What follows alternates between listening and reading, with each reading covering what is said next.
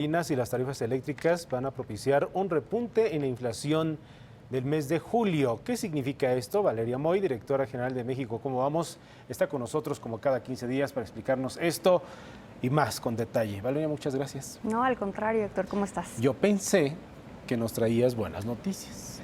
Bueno, es que hay un poco de buenas noticias. Hay que irlo mediando y poniendo en contexto. Hay un poco de buenas noticias. Porque sí hemos tenido una inflación muy baja. Desde enero de 2015 observamos una inflación que históricamente es baja.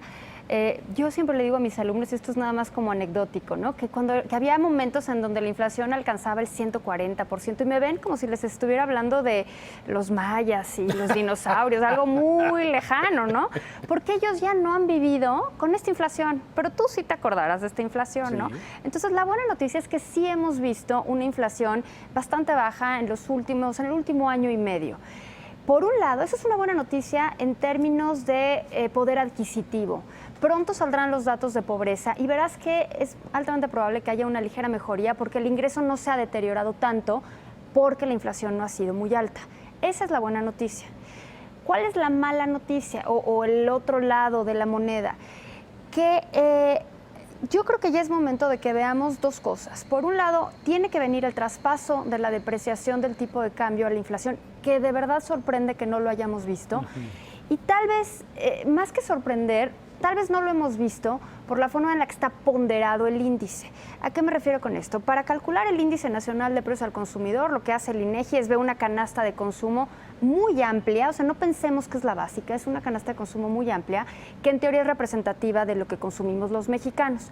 Pero evidentemente la tiene que ponderar, porque no nos da lo mismo que suba el precio del limón, a que suba la renta de tu vivienda, que suba la gasolina, ¿no? Las ponderaciones están en función del porcentaje de ingreso que le dedicas a consumir cada uno de esos bienes. Sí. Entonces, parte de la razón por la que la inflación se ha mantenido en niveles bajos ha sido porque la gasolina observó a principios de año una ligera disminución, porque se mencionaba mucho esta disminución en las tarifas eléctricas, por la disminución en bienes en alimentos, por la disminución en tarifas de telecomunicaciones. Entonces, todo eso ha contribuido a tener una inflación medianamente baja, ¿no? Correcto. Pero ¿qué viene ahora? En julio va a venir un tema importante donde van a subir las tarifas de energía eléctrica y va a subir la gasolina. Y ambas, tanto la energía eléctrica como la gasolina, están muy ponderadas en el índice. Sí. Entonces yo creo que esa subida en el precio de estos bienes de mucho consumo en la población repercutirá en un repunte de la inflación. Recuérdanos algo, Valeria, ¿esto no fue parte de una promesa de gobierno? ¿Te acuerdas incluso de unos spots que había por todos lados, ¿no? Sí. De, no, hombre, yo pago menos de energía eléctrica, yo pago menos. Pues no vamos a pagar menos. Está subiendo. Ahora, a ver, hay diferentes, hay que tener esto con claridad. No sube todo, o sea, ves que en la CFE tiene diferentes tarifas, ¿no? Para uso industrial, para uso comercial, para uso doméstico de alto consumo. El uso doméstico básico, ese no sube de precio, ¿no? De acuerdo a datos de la CFE, el 98% de la energía que se consume es de uso doméstico básico. Entonces, en teoría, ese no va a subir de precio. Sí, sí. Sin embargo, el de alto consumo, el de consumo doméstico, pero de alto consumo, sí va a subir de precio. El industrial sí va a subir de precio y el comercial sí va a subir de precio. ¿Qué pasa si a una empresa le suben la tarifa eléctrica? Pues seguramente repercutirá en una subida en el precio de los bienes que produce. Correcto. Entonces, no solo la tarifa eléctrica en sí, sino la derrama en términos de precios que tendrá este incremento en la tarifa eléctrica. Entonces, yo creo que esperamos ver un repunte en la inflación. No sé de qué tanto, porque también estará en función de muchas otras cosas y de cómo se comporten otros bienes, los precios de otros bienes y servicios, pero yo sí esperaría ver ya un repunte en la inflación sin que se salga de la meta de Banco de México, que es 3% con un rango de más o menos 1%. El temor justificado de una base de la población significaría esto que en lo subsecuente, con base a lo que nos estás comentando, pudiera sufrirse alza en los precios de productos. No, pues sin duda alguna.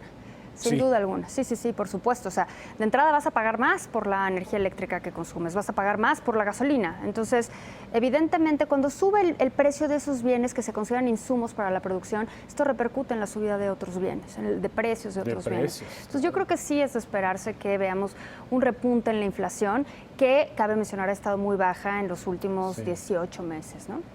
Muy bien, pues así de cruda la realidad, ¿verdad? Pues sí, ¿qué te digo, Héctor? Así de cruda la realidad. Sí, habrá, para que quede claro, ¿no? Te digo, todo, o sea, no te puedo decir exactamente No, cuánto claro, va a por ser supuesto, porque sí, pues sí. tienes ahí literalmente miles de bienes y servicios, ¿no? Entonces tenemos que ver cómo se comportan los demás para ver cuáles compensan, ¿no? Qué bajadas compensan las subidas. Pero si todo se mantiene igual y solo suben estos dos, sí va a haber un repunte. Dinos algo, Valeria, tú que eres estudiosa en estos temas. Ahora que tenemos una realidad distinta de cómo comenzó esta administración, regresando al tema de la promesa, aunque no se suba en estas tarifas de casa habitación o domésticas, como le llaman, ¿era insostenible? ¿Era un sueño guajiro? No, la verdad es que creo que no es un sueño guajiro y sinceramente sí creo que va a suceder.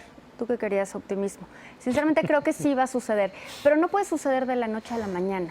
Para que pueda suceder tiene que crearse la infraestructura necesaria para que más privados puedan generar energía eléctrica. Correcto. Hoy por hoy eso todavía no se da. En la medida que más privados puedan generar energía eléctrica y venderla directamente y no necesariamente a través de CFE, porque hoy en día si lo haces, aparte de la regulación, tienes que hacer a través de CFE, lo cual te mete restricciones de capacidad. No siempre la CFE tiene la capacidad para cachar esa energía eléctrica. Sí. En ese momento veremos más competencia en el sector. Y cuando veamos esa competencia en el sector, yo creo que podemos disminuir el costo de la energía. Otra cosa, hoy está subiendo la energía eléctrica, o por lo menos eso es lo que ha dicho la CFE, porque está subiendo el insumo para generar energía eléctrica, que es el combustóleo. En la medida en la que nos movamos a otras fuentes, a otras formas de generar energía eléctrica, esto podrá disminuir. Bien. Valeria, muchas gracias. Gracias a ti, por Héctor. traernos estos claroscuros. Claroscuros. Eso me gustó. ¿Dónde se te sigue? En @México como vamos en Twitter y la página es www.mexicocomovamos.mx. Muchas gracias, como siempre. Hasta dentro de 15 días. Encantada, Héctor.